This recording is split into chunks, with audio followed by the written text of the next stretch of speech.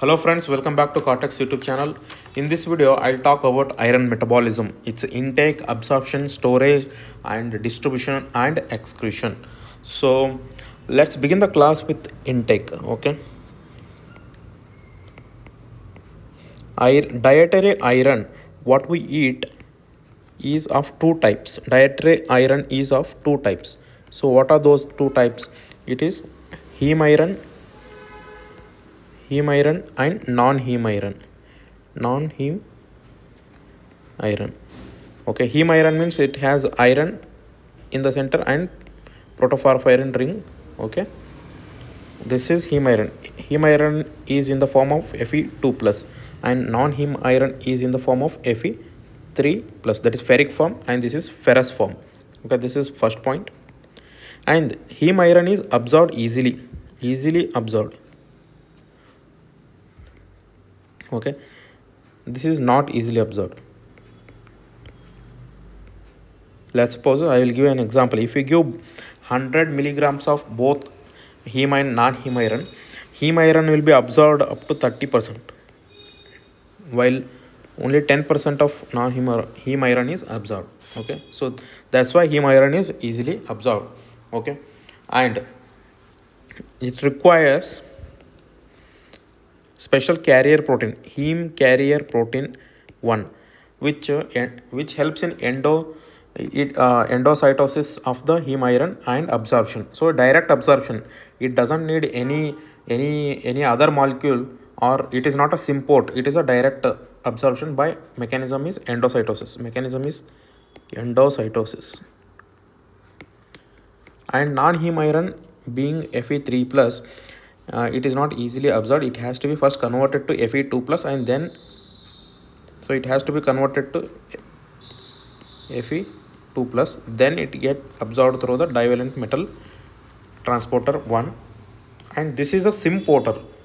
Okay, I will talk about this in detail in absorption section. Okay, symporter. For now you just remember it is divalent metal transporter 1 and it is symporter. Okay, and it is non-heme iron is easily affected by other dietary constituents easily affected. Okay, it is not easily affected,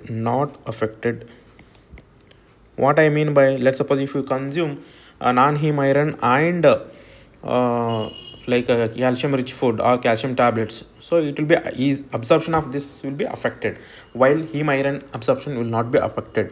So if you consume more of phytates or tannins, okay, or polyphenols or calcium or oxalates, so zinc, magnesium, so they will all affect the non-heme iron, they won't affect the heme iron. So let's talk about the absorption promoters. So what affects the absorption? Promoters, and that reduces the absorption. So I already told oxalates, phytates and tannins will be present in your tea, coffee. Okay, and calcium, those they are having divalency, that is calcium, magnesium 2 plus, zinc 2 plus, they will all affect the absorption of the iron, non-heme iron especially, and egg. So what promotes the absorption? That is your vitamin C. Okay, vitamin C helps in conversion of Fe3 plus to Fe2 plus, so it gets promoted. It promotes the absorption of non-heme iron. Okay, and your meat has heme iron, so absorption will be more. Then acidic pH, gastric acidic pH is very important, very crucial in conversion of Fe3 plus to Fe2 plus, so that absorption happen. Okay, and why I will tell you in a while. Okay, so these are all the factors which promotes, or you can also say fructose promotes the absorption of iron. Okay, so these are the promoters and reducers of the absorption of the iron. Okay, now that's about the dietary intake. Okay, dietary intake. Okay, when you consume normal, the requirement is absorption is 1 to 2 mg per day. 1 to 2 mg per day of iron is being absorbed every day. So but RDA is 10 mg. So every day 10 mg of iron has to be taken. So only 10% of this total 10 mg is absorbed. Okay, absorbed. Same 1 mg is lost every day. Okay, so let's now talk about the absorption. So this is very important. You have to be careful here. Give your full attention and listen to this. Absorption of iron happens in the duodenum. So let me draw here a duodenal cell. Okay, first this is your GIT. Okay, and this is your duodenal cell. Okay, now what happens? Dietary iron has two forms. One is heme form and one is non-heme. Heme is Fe2 plus. Non-heme is Fe3 plus. Heme is directly absorbed by a protein called as, that is, heme carrier protein 1. So here the mechanism is endocytosis. It doesn't need ATP, it doesn't need other molecules to get absorbed. So it is usually unaffected. Okay, endocytosis, and it is rapid. Okay, it is not regulated by any other things, and there is no competitor here for iron absorption. While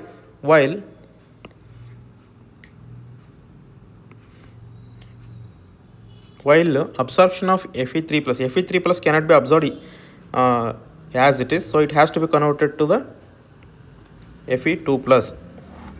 So Fe2 plus. So ferric is converted to ferrous. That means in this process it is losing or it is gaining one electron. So this is called, so it is getting reduced. So it is called as ferric reductase. So here enzyme is ferric reductase, which is present on the brush border or apical membrane of the duodenal cells. So this Fe3 plus is gaining one electron and getting reduced. So when it gets one electron is negatively charged. So one negative, one positive will go. So Fe3 will become 2 plus. Okay. So now this is getting ox. This is Fe2 plus is now will get absorbed through what is known as DMT, divalent metal transport 1. So this is a symporter. When I say symporter, it also takes two H plus ions. So it is a H plus or proton symporter, proton ferrous symporter. So now I think you might have guessed by now, this H plus, as long as the H plus is there, H plus means acidic. H plus, proton means acidic in nature. So as long as H plus or as long as acidic nature is there in the duodenal lumen, so Fe2 plus will be absorbed. Okay, if H plus or acidic nature is not there in the duodenal mucosa, so Fe2 plus will not get absorbed through this DMT1. Okay, that is one point. So this presence of this acidic nature in the duodenal mucosa is very important. I hope you understood. And one more thing, see, this is not ferrous transporter. This is divalent metal transporter. Those who have two valency, they will all be absorbed through this DMT1. So what are those? They are your calcium, they are your zinc, they are your magnesium. So all these those have two valencies, they will get absorbed through this DMT1. So if patient is taking both iron and calcium tablet together, okay, they will compete to get absorbed by this DMT1. So finally those who have more concentration, usually calcium will be having more concentration, so they will get absorbed easily compared to iron. So how to avoid this? See, this competition happens only when both are there in the lumen simultaneously. At the same time, if they both are there, this competition happens. So we don't allow them to be there at the same time. So first you give iron, after 2 to 3 hours you give calcium, or first you give calcium, after 2 to 3 hours you give ferrous iron tablets, so that they won't compete each other for their absorption. Okay, so that is second clinical point. Okay, now this DMT is vulnerable to many things. So okay, if see mucosa has to be intact to convert this Fe3 plus to Fe2 plus. If mucosal injury is there, duodenal mucosal injury is there, then this conversion doesn't happen, and this conversion also is promoted by, I mean, this conversion of Fe3 plus to Fe2 plus is also promoted by vitamin C and gastric acidity. If gastric acidity is not there, so in cases of pernicious anemia, atrophic gastric mucosa, or in case of achlorhydria, this will not happen. So absorption will be hindered. So patients will have iron deficiency anemia. So 3 clinical points. Let's revise quickly. One is competition by other 2 valency molecules. Second one is this presence of H plus is very crucial in the absorption of the ferrous.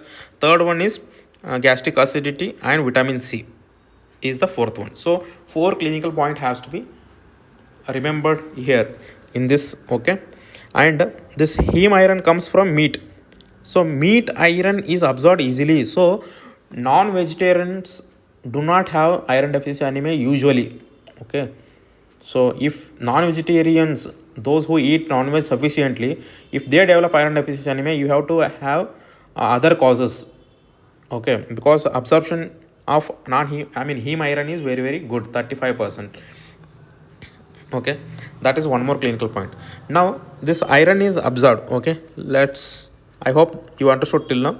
And iron is absorbed, iron entered the enterocyte. Okay, iron now entered the enterocyte. Now what is the fate of this iron? Okay, what is the fate of this iron? This iron has 3 fates. One, it can go into the plasma. So this is your this is your blood vessel. It can directly go to the blood vessels. That is one fate.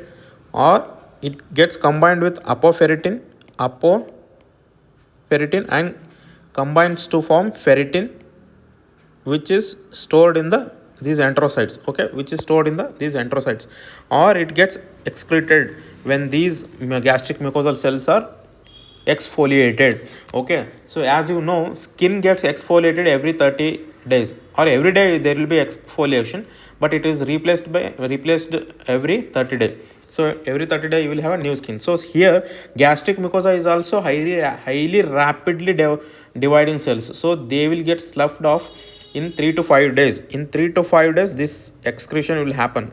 So whatever the stored ferritin will get excreted or sloughed off through this sloughing off of duodenal mucosal cells, and they will be excreted in the stools. Okay, so excretion, storage, and getting transported to the blood is the fate. This fate is what you call regulated. So transport of iron from the enterocyte to the blood happens when there is low iron. Okay, when there is enough iron, let's suppose I have enough iron to manage my all iron needs, so I won't absorb more. Okay, it will get stored. Okay, after 3 to 5 days it will get excreted. Okay, so that's how. Now how it is, let's now discuss how ferrous molecule is getting transported to the blood. Okay, this is a very regulated technique or regulated process. So let me draw here one ferroportin. So this is your ferroportin.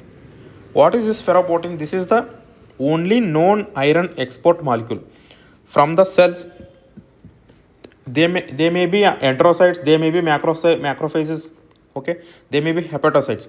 So this will get excreted or transported to the plasma with the help of this ferroportin. This ferroportin is very highly regulated. When I say regulated, that means it is controlled by a molecule.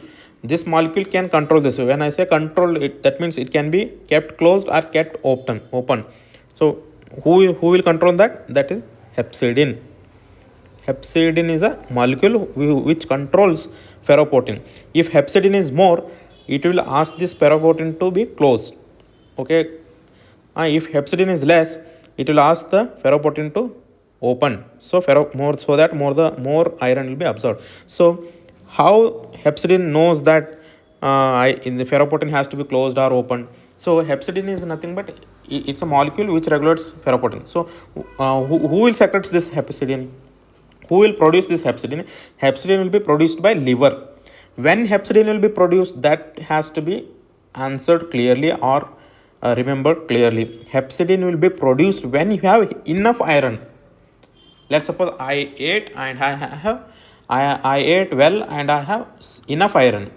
My serum iron is normal, ferritin is normal, everything is normal. I have enough RBCs, hemoglobin is normal, everything is normal. I don't have hypoxia, everything is normal. That time my liver senses, oh, I have enough iron, let me produce hepcidin. So hepcidin will be produced and it will keep this ferroportin closed because I have enough iron. Why I have to absorb more? Got it? So when hepcidin is more, iron absorption doesn't happen. When hepcidin is low, iron absorption will happen. So in iron deficiency anemia, you tell me what will happen to hepcidin? Hepcidin will become low. Exactly. So low hepcidin means more absorption of iron. Okay. And let's suppose I have enough iron, but hepatocytes are not sensing this enough iron. So hepatocytes don't produce hepcidin. No hepcidin means more absorption of iron, more storage of iron, more distribution of iron. So you will get hemochromatosis, that disease. Okay. So hepcidin is produced by liver. So liver produces hepcidin. This is your liver. Liver has a very very efficient sensing mechanism. It senses the iron very efficiently and regulates the ferroportin through hepcidin. Okay. So now Fe2 plus has come into the blood. See, remember this Fe2 plus is it is a product of reduction of Fe3 plus. That means it is ready to gain. Okay, it is ready to gain one more positive ion. That means it is ready to get oxidized. Okay, so when it is ready to get oxidized, it may react with any other molecules or proteins in the plasma and damage them. Oxidative stress can happen. So it's very important to convert Fe2 plus into Fe3 plus, because Fe2 plus is a relatively unstable molecule or relatively very reactive molecule. It gets combined to other molecules, other proteins, and may cause damage. So before it causes damage, our body converts this into Fe3 plus by a molecule known as hepcidin. This is also present on the basolateral membrane of the duodenal cells, okay, enterocytes. Now this Fe3 plus is ready to be bound with transferrin. Transferrin is a transport molecule for iron. Okay, transferrin has two iron binding sites. One is here, one is here. Okay. So along with transferrin, Fe3 plus will get transported to the different organs like bone marrow, hepatocytes, okay, muscles and all. So that is about the transport. Now let's look at the liver, ability of liver to sense the iron. Okay, I hope this is understood. Okay, let me show this in a pictorial image. Okay, so this is the image showing iron absorption. See, this is, what is this? This is heme iron. Okay, center heme iron is there, and this is protoporphyrin. Together it is called as heme iron. So this is non-heme iron, that is in Fe3 plus. So this heme iron is getting absorbed directly through the endocytosis process through this heme transporter. What is this? This is HCP, heme carrier protein 1.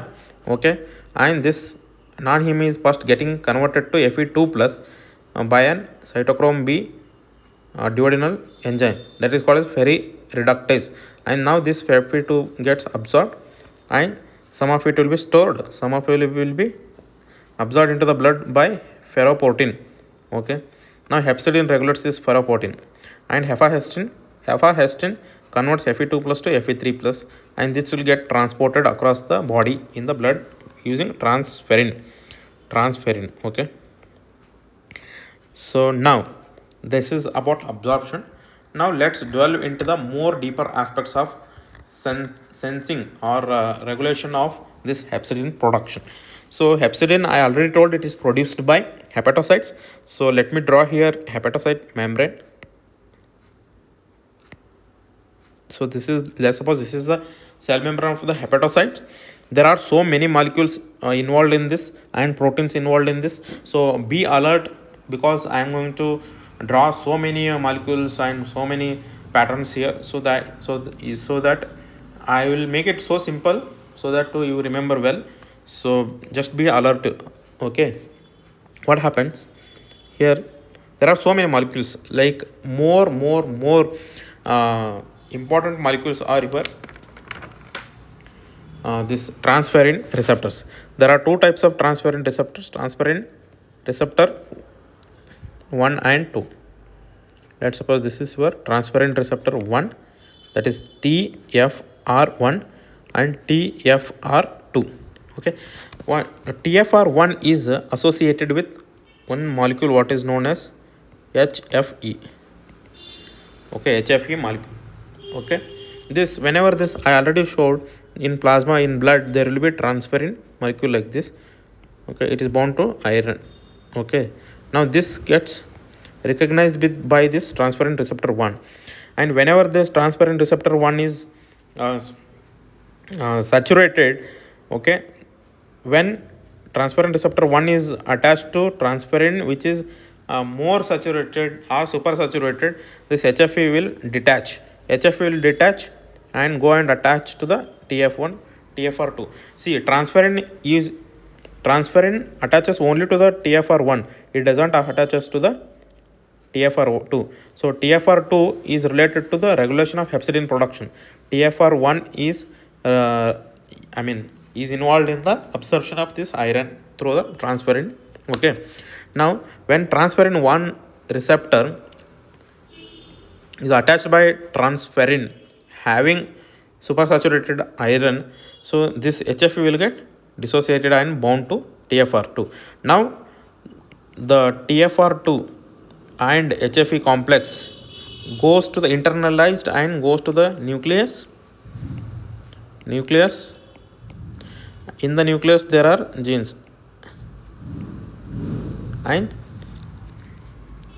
they will promote the gene which produces hepcidin. So what is that gene? That gene is HAMP. Okay, HAMP gene produces hepcidin mRNA that is getting translated to hepcidin molecule, and this hepcidin will go and regulate the ferroportin. Okay, now how this complex will do that? So they will activate what is known as SMAD pathway, secondary pathway, SMAD pathway. Okay, this SMAD pathway will go and stimulate this. Okay, whenever SMAD is activated, HAMP will be transcribed and forms hepcidin molecule. Okay, now this is not so, this is not enough. There are so many regulators of this hepcidin production. One is BMP itself, BMP 6 molecule. What is this BMP? Bone morphogenic protein 6. This BMP molecule gets attached to the BMP receptor, BMP6 receptors. Now this BMP 6 receptors, they are in association with HJV. Okay, now this BMP receptors will directly activate SMAD pathway, and production of HAMP is upregulated. Now One more thing. In chronic inflammation, what happens? There will be more interleukin 6. More interleukin 6 will bind to interleukin 6 receptors, and interleukin receptors again promotes the SMAD. And there is upregulation of HAMP and hepcidin production. Okay, these are all stimulators. Now, who will control or who will inhibit this hepcidin? Let's suppose you develop hypoxia and kidney senses that, and erythropoietin will be produced. This erythropoietin acts on the hepatocytes, erythropoietin receptors, and produces what is known as ERFE. ERFE. Now, when there is ERFE is more, they will inhibit the SMAD. So, inhibition of SMAD means there is inhibition of transcription of this HAMP gene. No transcription of HAMP gene means no hepcidin production. So, no hepcidin means iron will be absorbed. So, in hypoxia, iron will be absorbed and more hemoglobin and more oxygen carrying capacity. That is how you have to remember. Now, whenever you get hypoxia directly stimulate hypoxia inducible factors. Okay, hypoxia inducible factor, they are present. They will be produced in the liver, and these will again inhibit this SMAD molecule, SMAD signaling pathway. So SMAD will be inhibited. So no transcription of HAMP, no hepcidin, more increase in absorption of iron. So these are the molecules and receptors and pathways that are involved in the regulation of this hepcidin production. Okay, and this happens in hepatocytes. Don't forget, this happens in hepatocyte. So why I have to remember all this? Because in chronic inflammation, what happens? There will be more interleukin 6. More interleukin 6 means more SMAD. More SMAD means more HAMP transcription. More HAMP transcription means more hepcidin.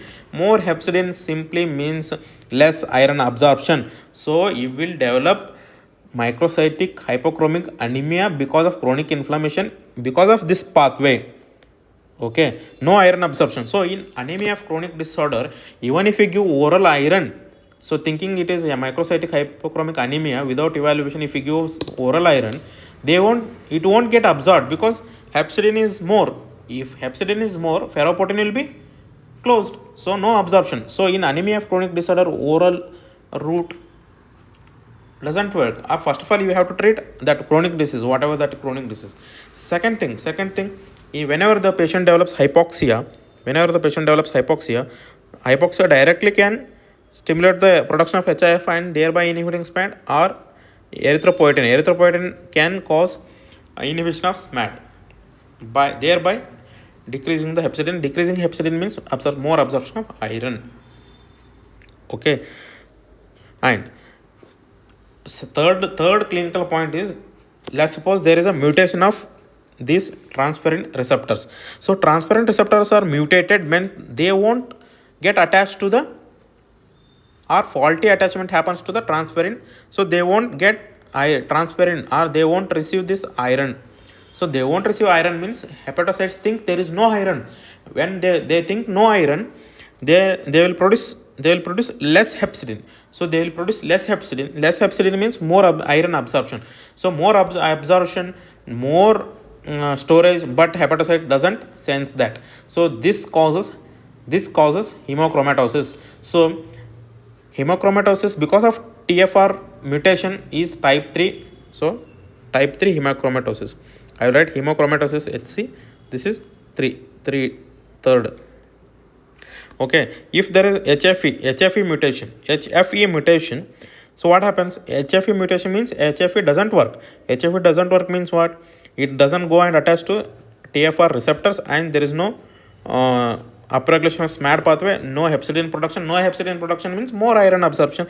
More iron absorption means more storage, more damage to stored organs. So hemochromatosis, and this is called as hemochromatosis type 1. Okay. Now, what is the type 4? Ferroportin.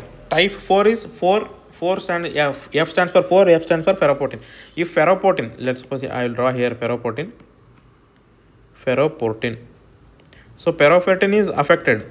Ferroportin is affected means there can be loss of function it can be affected like two types, loss of function or gain of function. If there is gain of function of ferroportin, more absorption, no, that means it is resistant to hepcidin. So more absorption means more storage, more hemochromatosis. Though here it is hemochromatosis 4.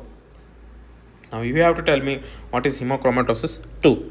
Okay, that is because of SJV mutation. So when SJV mutation is there, so BMP6 is not getting connected to HJV. So HJV mutation causes downregulation of SMAD pathway. Downregulation of SMAD pathway means decreased hepcidin and more iron absorption, more hemochromatosis. That is HC2. So this is about clinical aspect of this regulation of hepcidin. So now let's discuss the factors which increases the hepcidin, and factors which decreases the hepcidin. So by now you might have understood hepcidin will be more in chronic inflammation. That is, whenever there is more interleukin 6 or chronic inflammation, you will get increased hepcidin. Iron, you already have enough sufficient iron or more iron. So if you have more iron, more hepcidin, so less absorption. So those decreases hepcidin. Which all decreases hepcidin? Hepcidin will be decreased by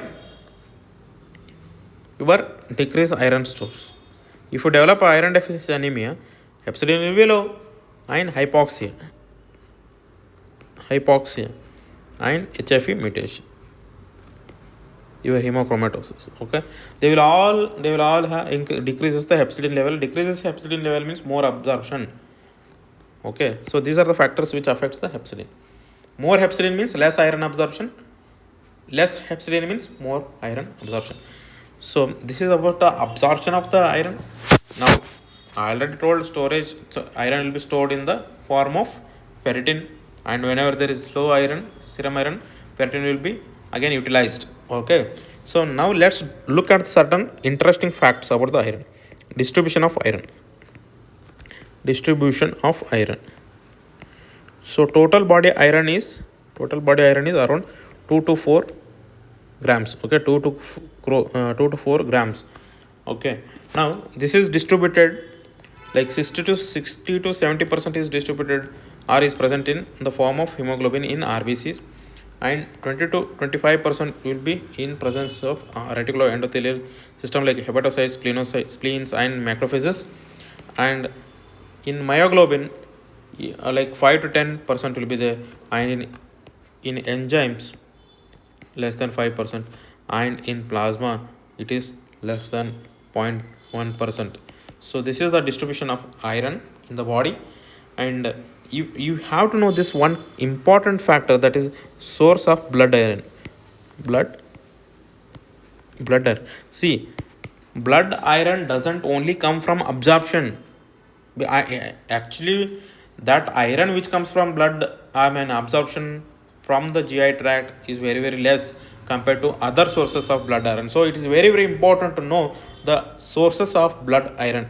Diet gives only 30%, that is 1 to 2 mg. Okay, 1 to 2 mg per day, while RBC cycling. So when senescent RBCs or old RBCs lysed, it will release hemoglobin. That hemoglobin will be divided into heme and globin, and this iron will be reutilized. That iron is more compared to diet absorbed iron. So that iron is around 20 to 25 milligram per day. Okay, it's more than 75%. More than 75% of the blood iron comes from the recycling of the RBCs, old RBCs. Okay, and there are serum iron also comes from iron stores. This ferritin is stored. No, that stored iron can also contribute to serum iron, and it acts as a buffer. Whenever the other components are decreased, this acts as a buffer, and this will give the serum iron. This will increase the serum iron. Transferrin bound iron is a circulating iron, and it is very, very less. So this is about the distribution of the iron.